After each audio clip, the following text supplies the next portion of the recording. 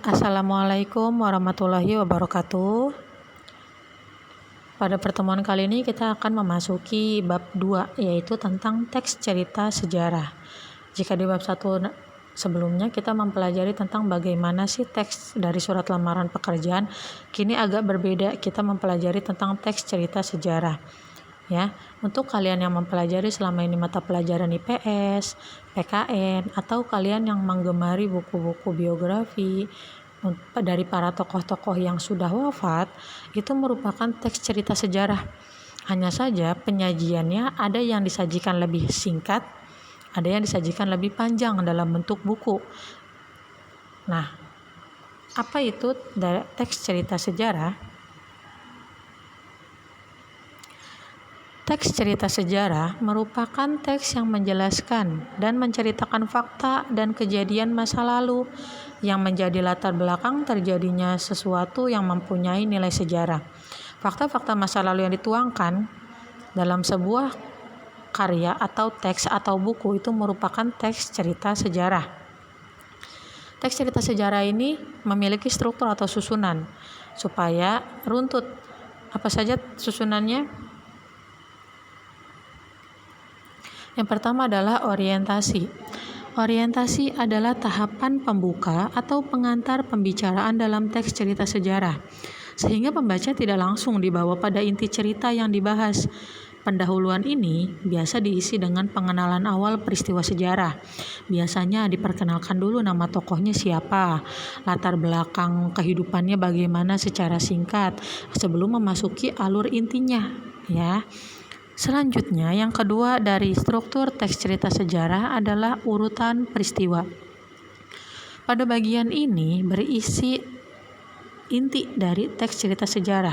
Bagian ini diuraikan secara lengkap, urutannya dari awal terjadinya sejarah itu sampai akhirnya. Ya, sebenarnya urutan peristiwa ini dibagi lagi ke dalam beberapa bagian. Ya, ada rangkaian kejadian awal, komplikasi sampai kepada resolusi. Jadi rangkaian awal bagaimana, komplikasinya itu atau masalahnya itu apa saja yang terdapat di dalamnya, sampai akhirnya kepada resolusi atau pemecahan masalah. Tapi karena kita menggunakan buku bahan ajar memiliki 3 struktur, maka saya berpatokan kepada buku bahan ajar kita supaya tidak terjadi kebingungan dalam nanti proses pembelajaran. Ya, jadi selanjutnya struktur terakhir dari teks cerita sejarah adalah reorientasi, merupakan akhir atau simpulan dari paparan yang diceritakan sebelumnya.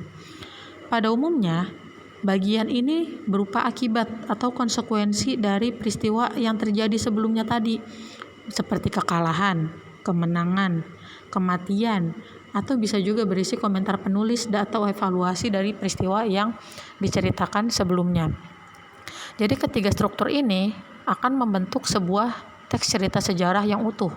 Apabila salah satunya tidak ada, tentu itu bukanlah cerita teks sejarah yang utuh, ya.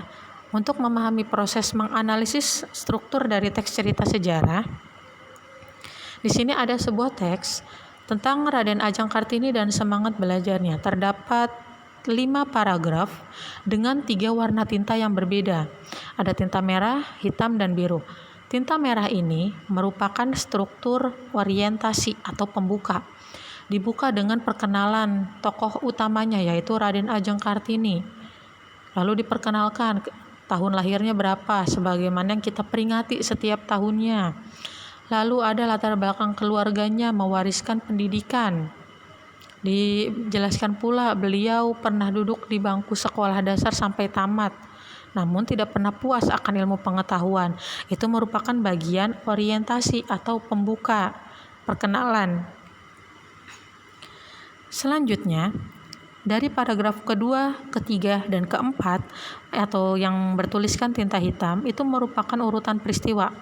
Diurutkan nih, mulai dari rangkaian kejadiannya, lalu masalah yang terjadi, di mana ia tidak bisa melanjutkan pendidikan karena ayahnya tidak merestui, sampai kepada resolusi, bagaimana sih jalan keluarnya.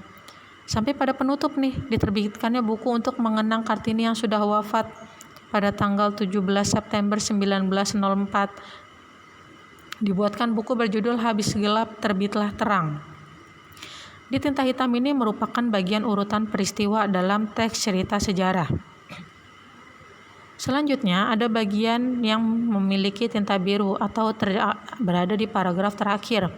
Itu merupakan reorientasi. Yang tadi dijelaskan, reorientasi merupakan bagian simpulan.